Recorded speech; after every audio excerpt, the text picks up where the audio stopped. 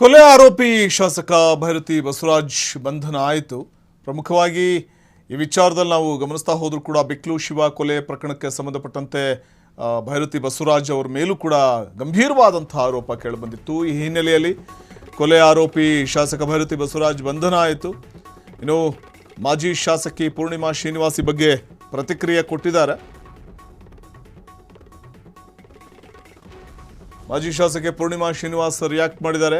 ಉಪ್ಪು ತಿಂದವರು ನೀರನ್ನು ಕುಡಿಲೇಬೇಕು, ತಪ್ಪು ಮಾಡಿದವರು ಶಿಕ್ಷೆ ಅನುಭವಿಸಲೇಬೇಕು ಅಂದಿದ್ದಾರೆ. ಕ್ಷೇತ್ರದಲ್ಲಿ ಅಭಿವೃದ್ಧಿ ಇಲ್ಲ, ಪೂರ್ತಿ ರೌಡಿಗಳ ಅಬ್ಬರ ಇದೆ. ಕೊಲೆ ಆರೋಪ ಬಂದಿದೆ, ಕೋರ್ಟು ಕಾನೂನು ಅಂತ ಇದೆ. ಇದು ಮಾಜಿ ಶಾಸಕಿ ಪೂರ್ಣಿಮಾ ಶ್ರೀನಿವಾಸ್ ಅವರ ಒಂದು ಪ್ರತಿಕ್ರಿಯೆ.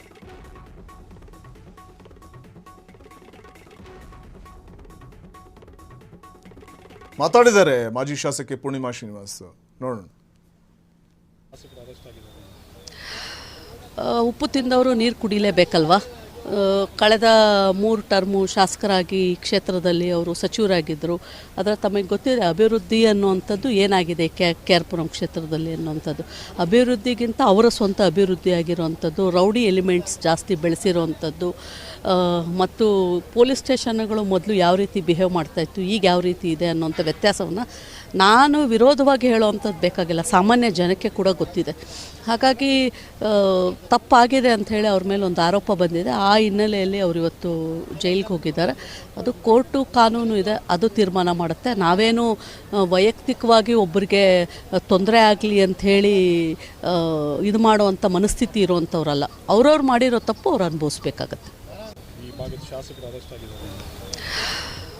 ಉಪ್ಪು ತಿಂದವರು ನೀರು ಕುಡಿಲೇಬೇಕಲ್ವಾ? ಕಳೆದ 3 ಟರ್ಮು ಶಾಸಕರಾಗಿ ಕ್ಷೇತ್ರದಲ್ಲಿ ಅವರು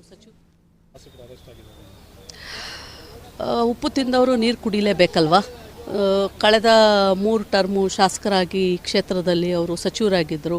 ಅದರ ತಮಗೆ ಗೊತ್ತಿದೆ ಅಭಿವೃದ್ಧಿ ಅನ್ನುವಂಥದ್ದು ಏನಾಗಿದೆ ಕೆ.ಆರ್.ಪುರಂ ಕ್ಷೇತ್ರದಲ್ಲಿ ಅನ್ನುವಂಥದ್ದು.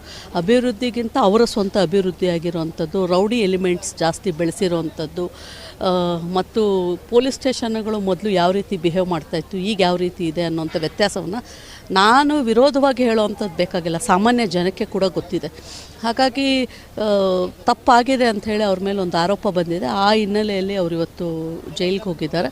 ಅದು ಕೋರ್ಟು ಕಾನೂನು ಇದೆ, ಅದು ತೀರ್ಮಾನ ಮಾಡುತ್ತೆ. ನಾವೇನು ವೈಯಕ್ತಿಕವಾಗಿ ಒಬ್ಬರಿಗೆ ತೊಂದರೆ ಆಗಲಿ ಅಂಥೇಳಿ ಇದು ಮಾಡುವಂಥ ಮನಸ್ಥಿತಿ ಇರುವಂಥವ್ರಲ್ಲ. ಅವ್ರವ್ರು ಮಾಡಿರೋ ತಪ್ಪು ಅವ್ರು ಅನುಭವಿಸ್ಬೇಕಾಗತ್ತೆ. ಉಪ್ಪು ತಿಂದವರು ನೀರು ಕುಡಿಲೇಬೇಕಲ್ವಾ? ಕಳೆದ 3 ಟರ್ಮು ಶಾಸಕರಾಗಿ ಕ್ಷೇತ್ರದಲ್ಲಿ ಅವರು ಕ್ಷಣ ಕ್ಷಣದ ಸುದ್ದಿಗಳಿಗಾಗಿ ಫ್ರೀಡಂ ಟಿವಿ ಸಬ್ಸ್ಕ್ರೈಬ್ ಮಾಡಿ, ಲೈಕ್ ಮಾಡಿ ಹಾಗೂ ಫಾಲೋ ಮಾಡಿ. ಹೊಸ ಸುದ್ದಿಗಳ ನೋಟಿಫಿಕೇಶನ್ಗಾಗಿ ಬೆಲ್ ಐಕಾನ್ ಮೇಲೆ ಕ್ಲಿಕ್ ಮಾಡಿ.